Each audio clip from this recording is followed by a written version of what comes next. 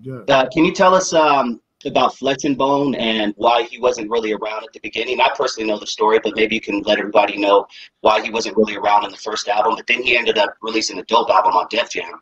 Yeah, well, man, you know, at the time, Flesh was going through like a lot of mental issues at the time, man. You know what I'm saying? He was dealing with mental illness. You know what I'm saying? Before he was even called that. You know what I'm saying?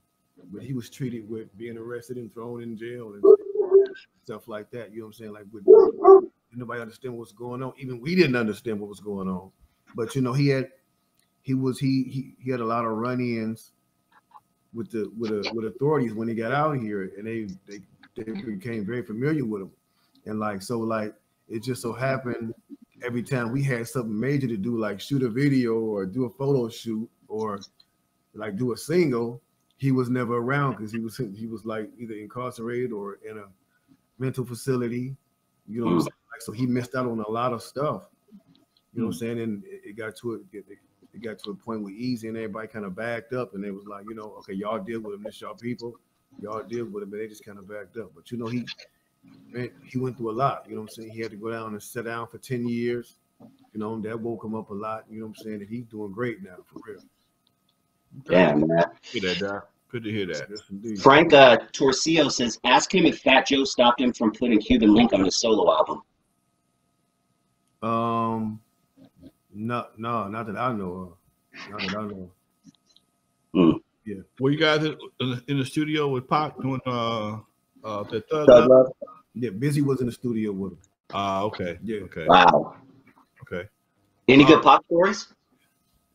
Huh? Any good Pac stories?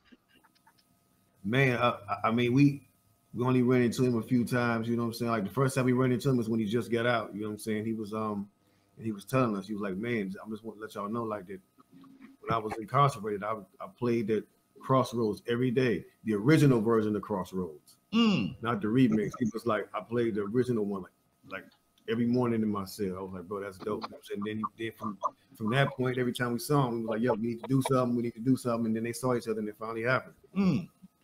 Okay. Damn. Yeah, that's cool, Doc. If you had to rate one, KRAYZIE, Thug Love or a Notorious Thugs, what's your all-time favorite? Man, I never judged those two songs because they both great, but I do tell people, you know what I'm saying, I love Biggie. That's my brother for life, but I just resonated more with what Tupac was speaking about because I lived that kind of life, you know what I'm saying? So it resonated more with me. Like, you know what I'm saying? Like Were you in the gang when you were in Ohio? No. What kept you out of a gang in Ohio? Man, just music. And I was, you know what I'm saying, like the whole gang and mafia thing was like, you know what I'm saying, you can't get out when you want to. I'm like, man, I'm not about to get to some niggas gonna tell me when I can't step out. I'm like, I'm ready to leave. I'm out of here. You know what I'm saying? Like, so and man, I was always into music anyway. I mean, we ran the streets, but it was always like us and maybe 2 or 3 more cats that ran with us. You know what I'm saying? But our circle was always small, and we was always taking on a bunch of niggas. You know what I'm saying? Like, always taking on a bunch of niggas, always. So y'all basically was the gang within yourselves then. Yeah, basically. Y'all had your own clique. Y'all was bone crew, whatever you want to call it. What's your crazy experience rolling in LA with Eazy E? Man, just man, it was just crazy. Like we was just like excited. Like when we first came out here, you know, I know them, like I was nervous, like after seeing all the movies, and I was like, man, we finna go out here and get killed.